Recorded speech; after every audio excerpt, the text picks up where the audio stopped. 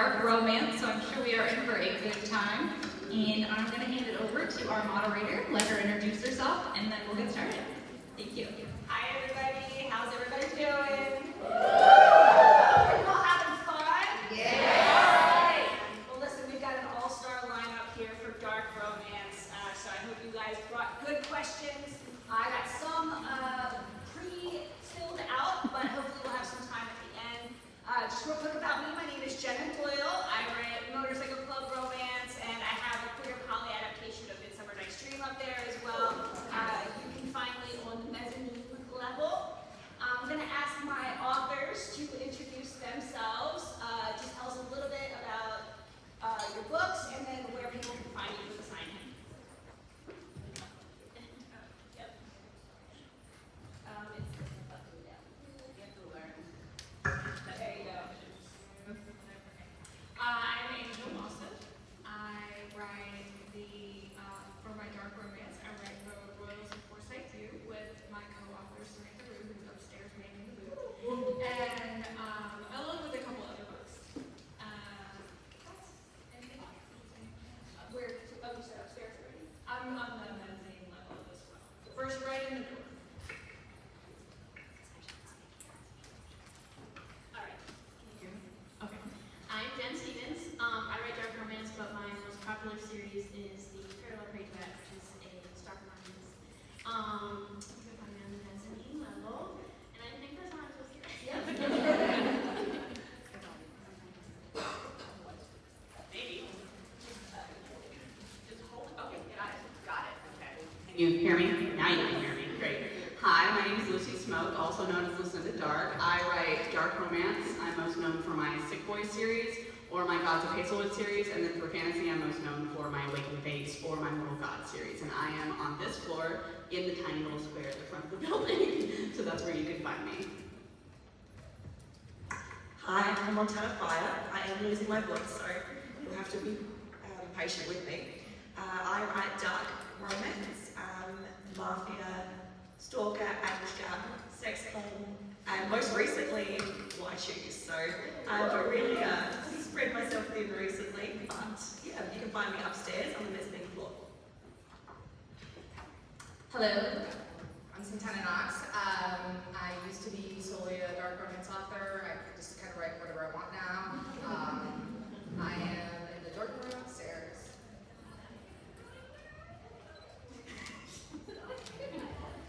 Hi, I'm Lauren Biel. I write dark romance and horror romance. I'm best known for my Ride or Die series, which are Hitchhiker books, and then I'm also known for Captured, which was banned on Amazon. So yes, but I basically write things about men who should probably be in prison. And I'm in the Georgia room, right by Santana. Awesome. That's how we know that Lauren has found the right room, right? All right, so question number one. Has there ever been a scene that you wrote that made you question if it was too far? And you can do this however it feels comfortable. People just want to grab the mic, and start at the side and come this way. However, whoever wants to talk first. Lauren? You want to start? Yeah, Lauren, let's talk about the mayonnaise. It took almost no time to think about my answer to this question. So I have two that I'm kind of torn between. One of which is the infamous mayo jar scene in Captured, and the other one is the Frankenteen scene in Don't Stop. Basically, it's a macabre condom made out of human skin. And then the mayo jar is not mayo. But yes, I both of those I was like, husband, is this too far? And he said no. Just go with it. So that's why I'm known as a gross mayo author now. Thank you. I think for me, no. I just changed the genre. So if I feel like it's a little too dark to be dark romance, it then becomes horror romance. So I think for me that's just how I function. I don't think that there's really too dark. I think that there's just different genres. Yeah. It's not a line. No, there is no line. It's never crossed. There's a reader for every sort of scene, right? Absolutely. Yeah. Look, I've thought it a few times, but I did message my book besties once to ask if this was too far. In my book Seven Ties, which is a stalker romance, she shoots him for stalking her, and then he uses his blood for something that you perhaps wouldn't use blood for normally. Just say it. Just do it. He uses it as lube. Yeah.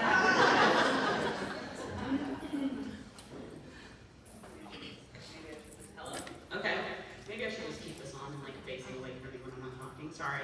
I have never thought that I've gone too far, but my editor has read it and told me I think this is too far.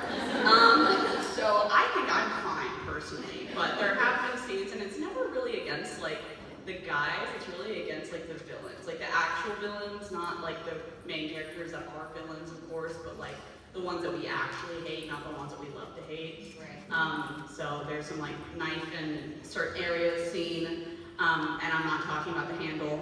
And I don't think that's too far. I don't think that's too far at all. So no, the answer is no.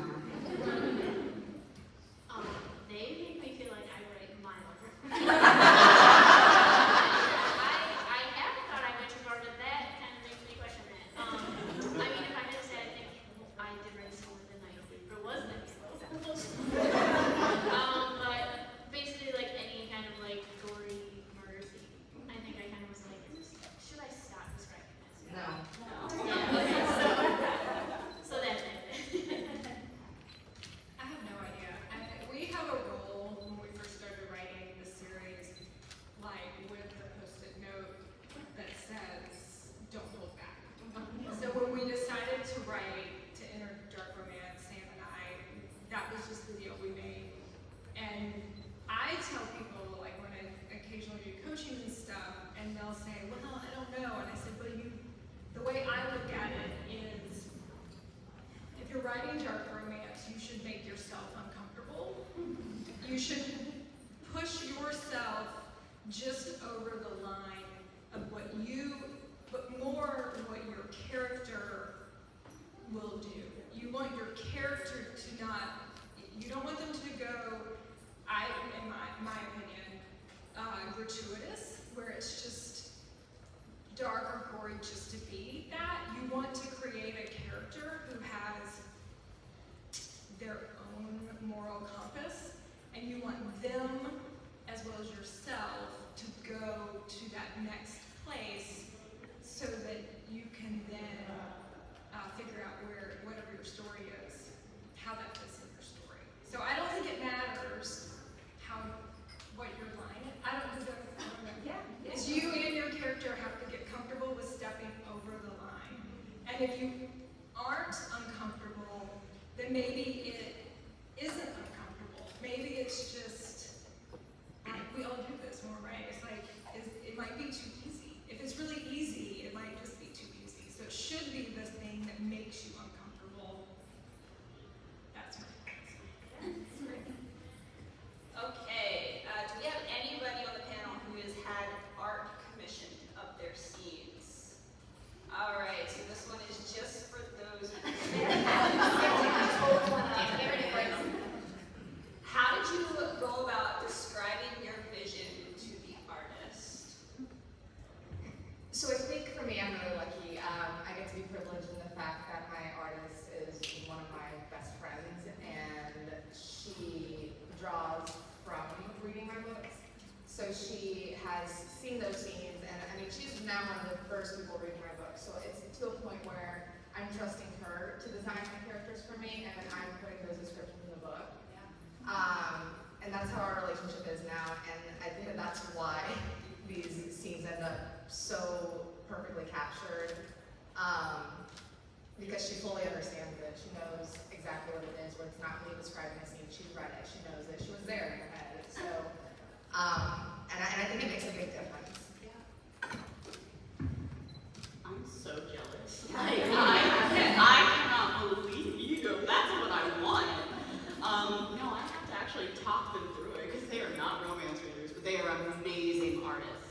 one of my artists is actually a tattoo artist in Australia, and I kind of hope that she's going to design a tattoo for me the next time I go. But she's done some really good, like, spicy artwork and things like that, and how I describe it is like, I will say the first artwork that she did for me is set in a piercing parlor, and I described it to her, and she's like, I'm a tattoo artist, I know what they look like, don't worry.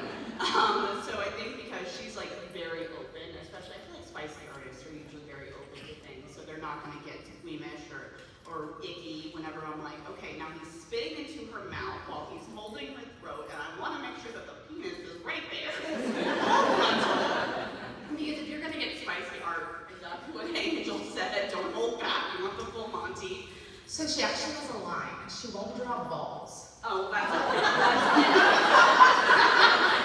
You can hide that with like some leg action. She does it beautifully, but there are never ever balls. And I think that's more obvious. We don't need them. That's true. Okay. So Just take their moment. That's hilarious. I actually didn't know that we could bring our dick pics with us. Yes, so I've had a lot of art commissioned, and describing just doesn't really work for me. Drawing stick figures doesn't work for me. So what I've been doing is I just give them the scene. No, that wouldn't be a good idea. But I give them the scene, and then they read it, and I just say, make it good.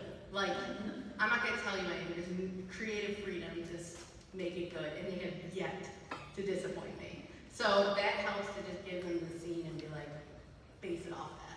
So that's how I commission art. Yeah, so I started doing that, but at first I would try to describe it, and then like Aubrey would be like, oh well, like this goes here, but like if you don't want to, like you can try to, you know. Yeah. Just You're so so people cute. are in me, yeah. But then I just started sending them the scenes, and they just draw it. I have had one artist who was just like, give me as little detail as possible, I'm just gonna fill it in, and that's probably my most like detail. And SFW, not singular. Artwork. So yeah, it depends on the artist. My co-author is Sally's our designer, and she does everything. I don't really give an opinion. And your covers are amazing, Yeah, so that's exactly. fine. You can go with She it. knows what she's doing, and I just say thank you. But the funny thing is that even though, like, authors know that when you're dealing with artists, they have artist time, and it's like for covers and stuff, and even Sam is like, I'm like, are you finished? The deadline is coming. So even like, I still have time as a co-author, but yeah, she does all the artwork. All right. What elements does one of your books need to have for you to classify it as dark romance? For me, it's trauma. Trauma. Yeah. Okay.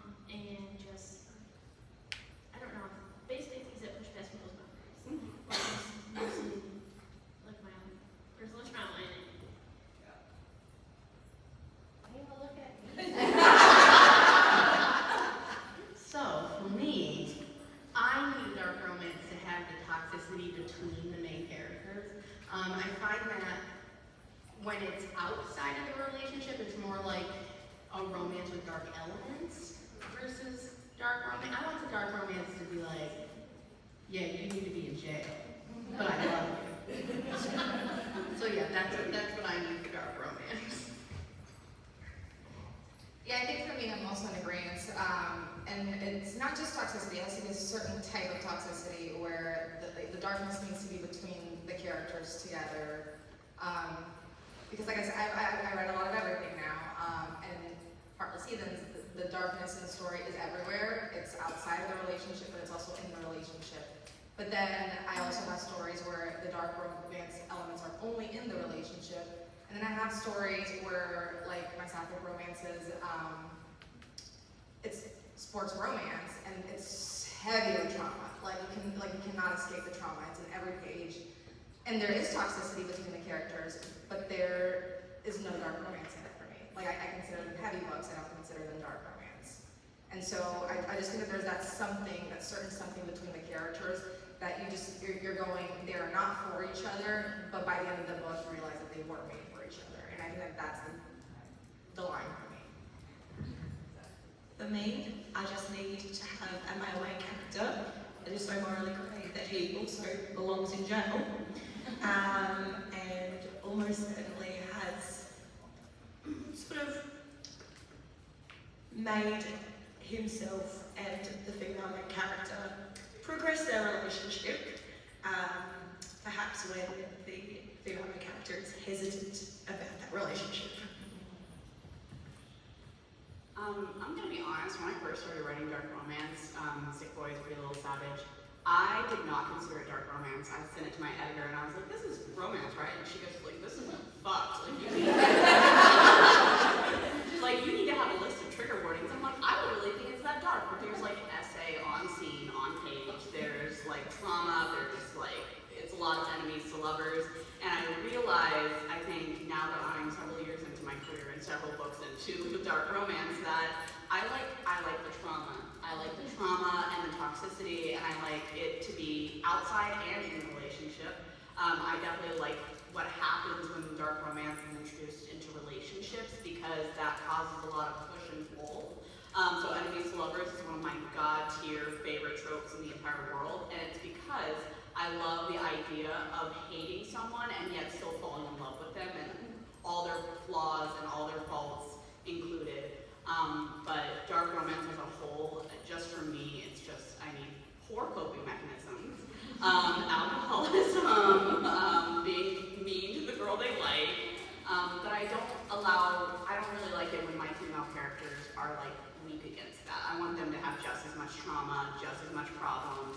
I want them to physically fight their men and still end up falling for them. So it's hard to say like what I need in a book to classify it as dark romance. I sent it to my editor and she's like, yeah, no, this is again fucked. Put it in dark romance, and I'm like, yes, ma'am. I think for us, there's a lot, I mean, obviously like trauma and all the things, but I don't understand dark romances that the people are really nice, like really fast. We really like to drag it out.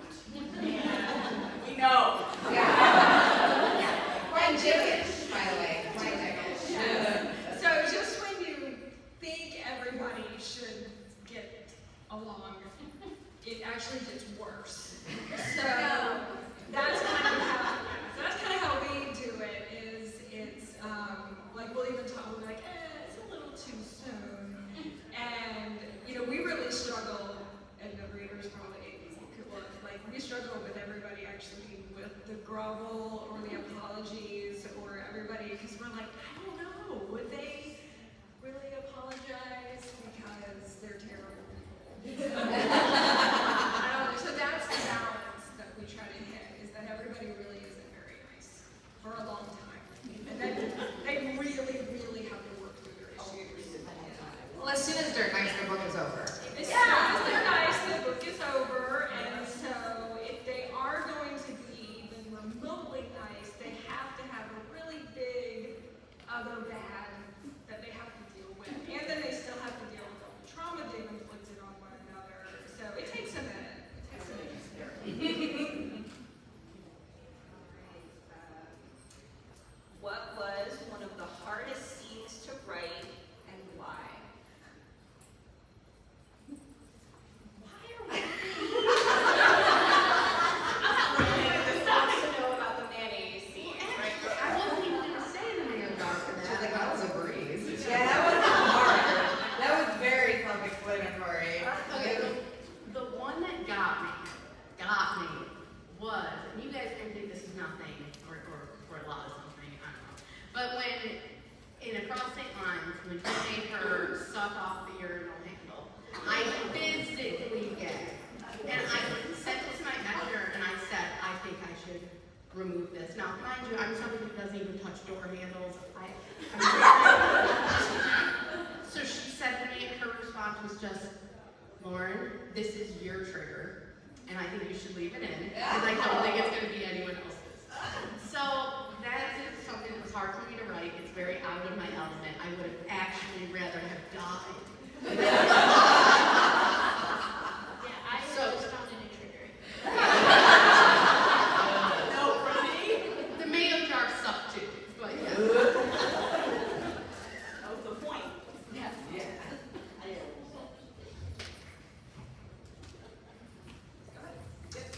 the trauma. So for me, like the hard scenes to write are the emotional ones. So in any of my books, like in Heartless Heathens, I have a moment where the main character pushes her to commit an act to prove her love. So for me, like certain things that lean into like suicide really, really are hard for me to write. And I do tend to put them in a lot of my books because I think it's a topic that needs to be put forward a lot. And those are the ones that are really, really hard for me to write. Obviously, a very triggering topic, but yeah. I would probably say that most of my book, Shattered Promises, was really, really challenging to write. The female main character is rescued from 8 years of being trafficked, and the entire book is dealing with her trauma and how the male main character helps her through it, and they kind of find their normal together. The entire book was so, so challenging, and then at the end when, you know, shit gets fan, as it inevitably does, and he, like, she's taken away from him, like writing that scene was so gut-wrenching for me. That I just sat there and sobbed for like an hour after I wrote it, like, I don't know how I did this. And now I think about it, I'm like, oh, I couldn't do that again. We're like, yeah, probably. I've been sitting here thinking about it, and honestly, all the trauma scenes, because I do have some suicide trigger warnings in some of my books, because I do have like depression, so I like to put things out of my own trauma in my books, of course, so I feel like it makes it more real. But my problem, or the scenes that are always the hardest to write, are like the endings, because I don't believe in happily ever afters for my dark romances, because it's dark romance. They've been through so fucking much. They're so traumatized, and they traumatize each other and been traumatized by others, that I'm like, I like realistic happy endings. So like, you're alive, you're together, but you still have a lot to unpack and you need to go to therapy. But it's like a happy for now, kind of, but like, because like, in my mind, when we close the book, the story ends, but they're not 90, 100 years old, they're not dying. That's where a lot of people's like real life story ends. But this is just the story ending for now. In my mind, their lives continue on, and they move on and still continue to grow. Some of them may have kids, some won't. Like, it's just, I see in their character what's going to happen for them, and I try to find the right place to put them and end the book, not their lives. And that is just so fucking hard for me to write, because I don't ever want to let them go. I also like to put a lot of my trauma in my books, but so like that's kind of difficult sometimes, but it helps me out. But I think the hardest for me was the ending of my pre-drive. I don't know if it's pre-drive. Yeah, like I can't tell you because it was it's a spoiler, but that was really hard. Yeah. So basically I can't tell you the hardest part. So I'm sorry.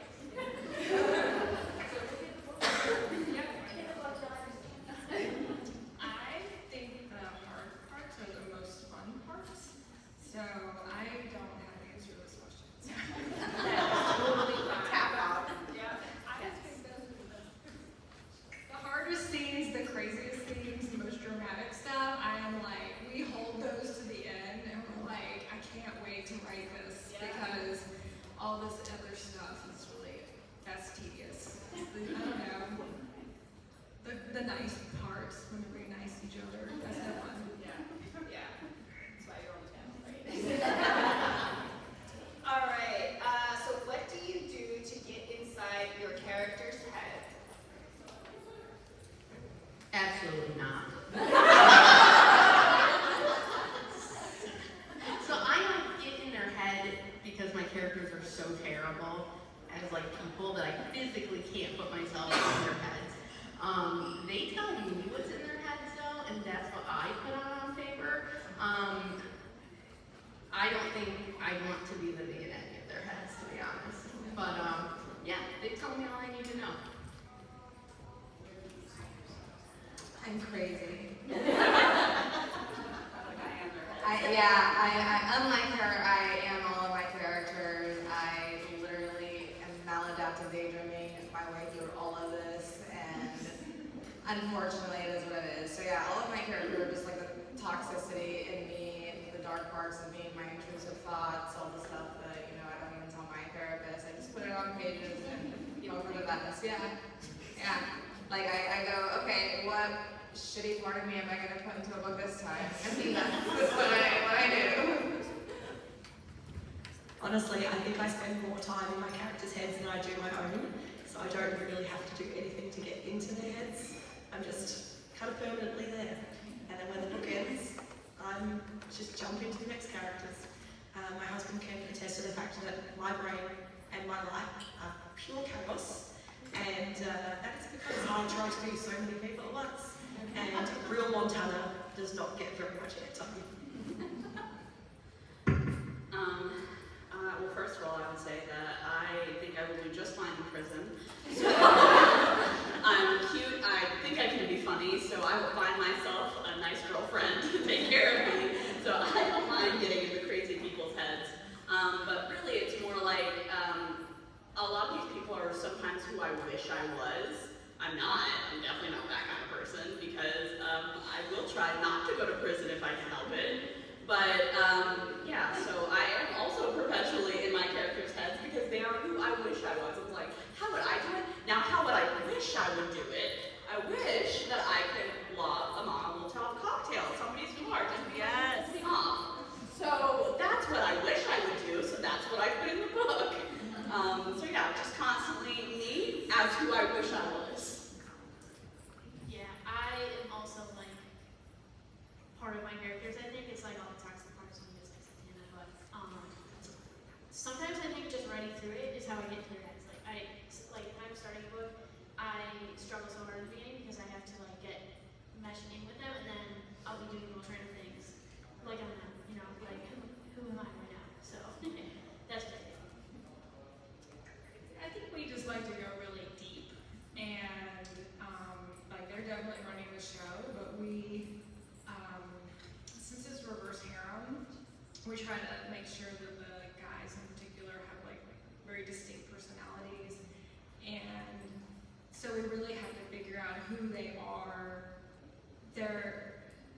They may have shared trauma or with the harem guys because they know each other, or they may not. They may come into the situation with their own trauma, and then we have to go in and like pick at it and like pick and pick and pick and pick and pick and pick and pick until they like all over the place, because that's what brings it. You're an asshole. Well, we have an idea. We're like, so we are really about the redemption arc, and we do have hardcore in the dark romance happy ever after, and so we gotta get all in and muck around in their heads until we can get them to a place where they can be acceptable in society, because they don't start there. They're like not acceptable civilized people, and we try to get them so at least inside their relationship with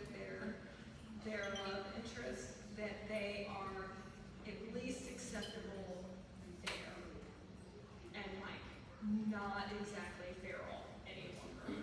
So we go real deep. We go in, and then we got to figure out how to fix almost everybody. Yeah, Sam was making bookmarks. They're up at the table. They're free. If anyone wants to come out, we got a bunch of bookmarks and stuff. And she did one that was like, I can fix him. And she was like, this should be the like theme of all the books, is I can fix them. Because we spend a lot of time just trying to figure out how to fix them inside their own parameters of being terrible. Yeah. That's so great. I once read I think it was on Tumblr, that was like, I don't write, I break myself into pieces and give pieces to the world. And everything that you guys have said, it really reminds me of that quote. Okay, the next one is, this is a good one. What is something that you researched for a book that likely has you on a watch list? The CIA is still watching, so, you know. Well, when I was doing Don't Stop, I had looked up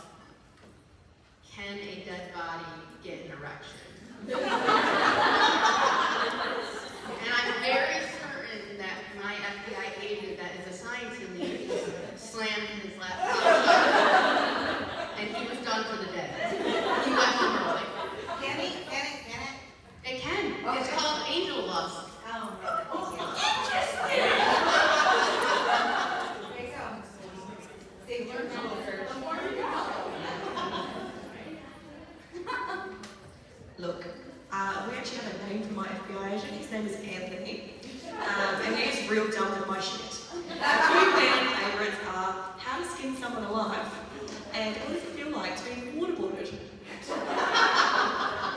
Have you, okay, so I also looked up that how to skin someone alive. How long can someone live after being skinned alive?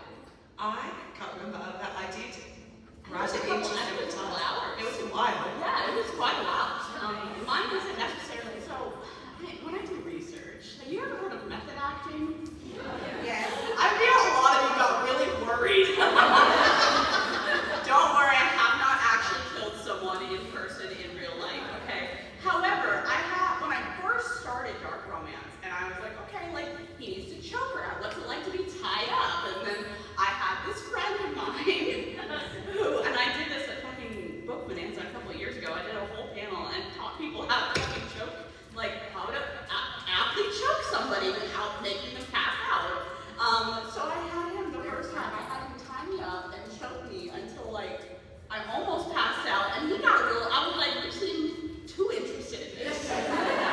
It's not like that. Never will I ever ask him to do that again, because he got a little crazy-eyed, and I was like, maybe therapy. Now I don't do that anymore, so for good reason. So, like, that was my crazy shit. And I don't, obviously, my FBI agent, how would he know unless they have, video in my house? And you never know at this point, honestly. Our phones are listening to us. I don't know if anyone else sometimes Googles immediately after, I swear this is for a book, because just in case. I was genuinely worried when we came to the US last year that TSA were not going to let me in. You're on several lists, ma'am. Several. I want to know how you know Anthony. How do you know Anthony? You're an FBI agent. I just know him. Maybe I'm stalking him. Yeah, that's how I get it with my character sets. I think one time I had to research like he was the main character was teaching the female main character how to kill someone.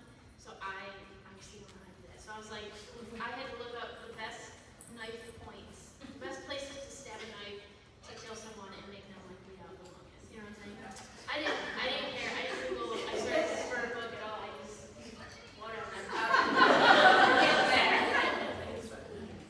Mine would be explosives, how to explode the whole city, and poison, how to take things from your garden to poison and murder people, and which I actually put in ChatGPT, and it was like, I cannot answer this question. And I was like, how about if I phrase it this way? And they're like, you need help.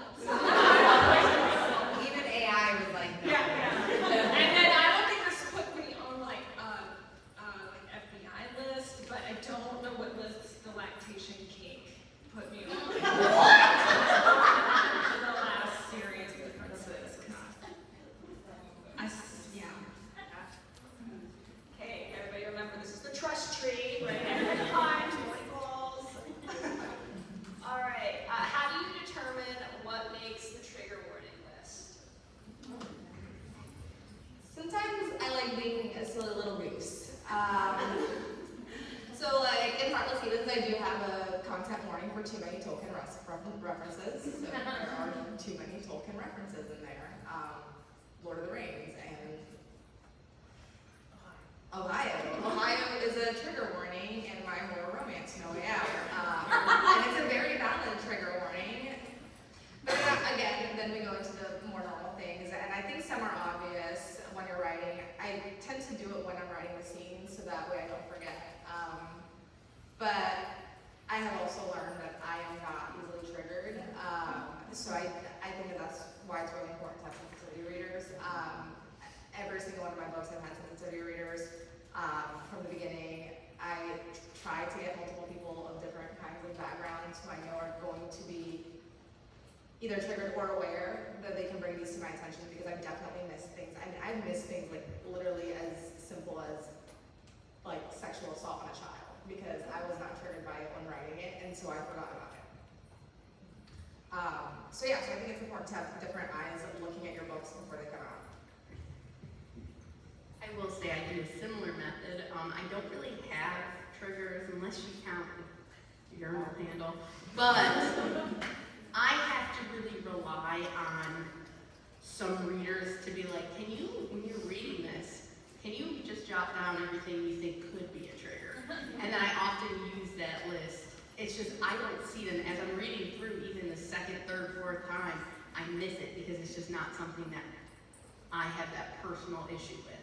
So yes, relying on readers is very helpful. I'm pretty similar as well. I lean on my ARC team.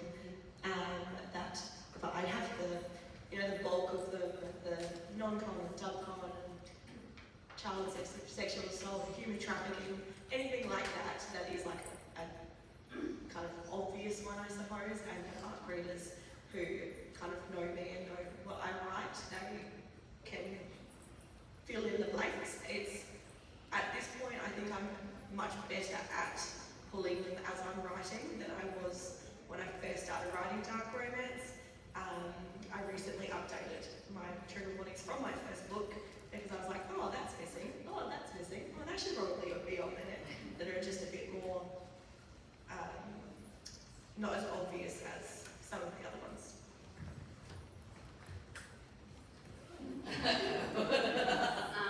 I do not rely on readers to give me trigger warnings, and I probably should, because I have realized that over my too long career, and also not long enough, that I don't really have triggers. I have one singular trigger that I have found, and if it is written well enough, it does not trigger me. So it always depends. So I do like the bulk basics of like, this is dark romance.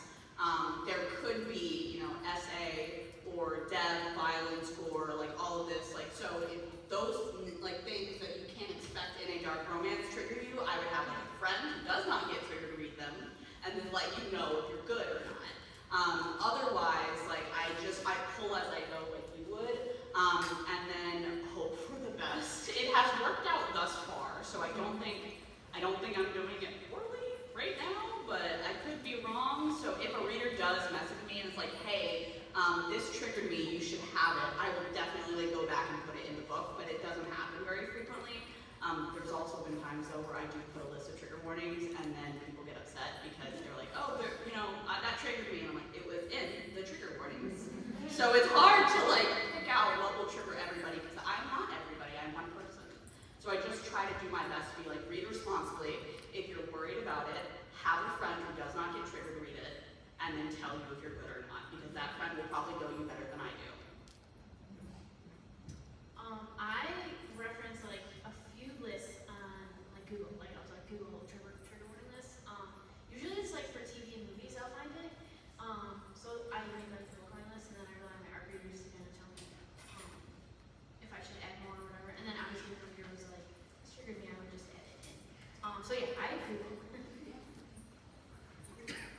Yeah, we've started calling it more, and y'all, we do say more a little bit like content warning instead of trigger warnings, because I don't know, it gets dicey. I don't know when I go into it, but it gets kind of dicey to say something might be a trigger when it's really not unusual for people. So we do content warnings, and the way we kind of just look at it, and I'm sure everybody else up here does too, is just you're trying to reach the right reader as well as avoid the wrong reader. Like you just don't want the wrong person coming into your party that doesn't want to be there, and you really do want to encourage the right person that wants to be at your party to join in. So we just kind of put it all out there, and can maybe be a little spoilery or whatever. You can choose that. We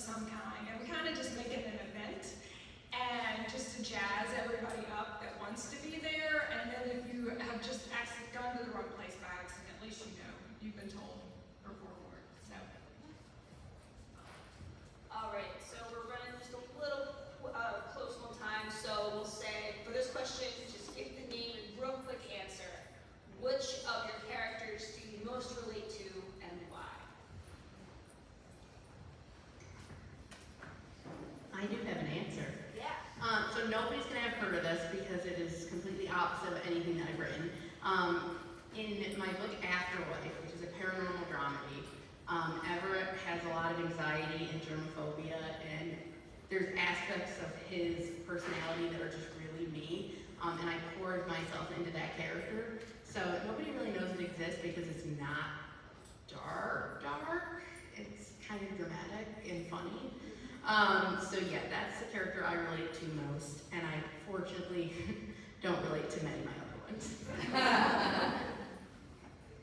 Setting from Heartless Heathens, because I am an autistic Lord of the Rings asshole who demands all of my friends and loved ones' attention, and I will spiral without it, and yeah. So. I'd probably say Snow from Fall of Snow, because my family always really underestimated me, and I got to prove them wrong. Woo! Yeah. It was very inspiring. I would say too, it would be love from Expressionate, just because it's a lot of mental illness, and I do have my own mental illness, so that was like how I related to that. And then Avalon from Sick Boys, because God, she is really who I wish I was, and a lot of the stuff she does are things I wish I could do. I would say Joby from Great Drive, mostly just because she is kind of similar there. No longer living under her family's expectations, you know what I'm saying? I don't know. If I'm gonna pick somebody from the Royals, of course I do. I think it might be Mama B, who Sam is probably Mrs. Crane, but probably Mama B. And last question, do you find that the time period of the story is important to the setting of the story or series? As someone who has written some historical, like I have a 1930s Prohibition era gangsters reverse harem, and it is such like it was maybe a little bit of a self-insert fantasy after watching Public Enemies, but the issue is that a lot of readers won't read historical from the dark romance genre. So things that I would like to put in period pieces, I don't because of the readership issue. So yes, I think it's very important, but it's harder to do in our genre, I feel. Anybody have anything you want to add? I would say, so I write dark romance, but I also write dark fantasy, and with fantasy, the time period is not really as similar, but I do include a lot of medieval elements, so yes and no, because I would also agree with you, Lauren, that the time period is like really difficult to do in the genre. A lot of it's just modern time, and I will say that using modern setting does come with modern problems, so yes, yes. All right, so we have 5 minutes. If anybody wants to ask a question, raise your hand. Yes. This is for all of you, but I think of Lauren the most because like Lauren was the one that brought it out to all of us that like Amazon, like Kindle Unlimited, banning all of this other stuff. How are you guys finding like indies and stuff like that? Like how are you getting treated? How are you getting your books out there? Like how are people's triggers like kind of like there's a whole lot going on, but like how are you guys feeling like trapped under this stuff? How are you guys beating these big publishing companies to get your names out there? Beating them is very difficult. We kind of have to learn to play by their game, play by their rules. So, for example, trigger warnings in my books will get a book blocked because they're kind of checking all of my things. So I have to use different lingo, different words, put things in different places, try not to put certain things in the first few chapters because they seem to be the ones that get blocked. So it's like we have to play the game differently to try to stay compliant.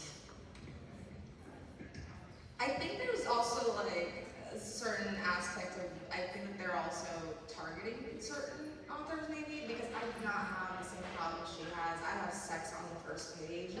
I have lukewarm necrophilia as a trigger in my horror romance No Way Out, and I have not had those problems. So I do think that it also becomes an issue of maybe certain authors are more targeted than others.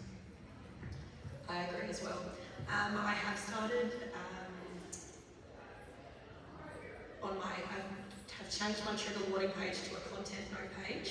Content warning definitely makes a big difference. And I use like symbols in the words to try and throw them off. But it is really, really challenging. At the end of June, Amazon just decided they weren't going to pay Australian authors, and it took a whole month to fix, and it was so stressful, and it was really, really hard, and that then put a whole bunch of Australian authors behind on deadlines and those kinds of things. So it is really, really challenging, but honestly, there's not a whole lot we can do. So it's just learn how to get around all of the obstacles. I would say we're all ingenuous. We are small business owners, at least, every one of us. We are women. And so we can figure it the fuck out. But I also will say that, yes, we do have to oftentimes play by like the big guys games, but at the same time, I put a lot of the power goes into the readers and what they want. So like the more readers who are into it, the more it's gonna take off and do well no matter what, as long as readers are into it. So I would say like oftentimes getting banned sometimes puts you on the map. It did. So it's not like it's taking like the hits that we get and turning them into weapons, I think. So.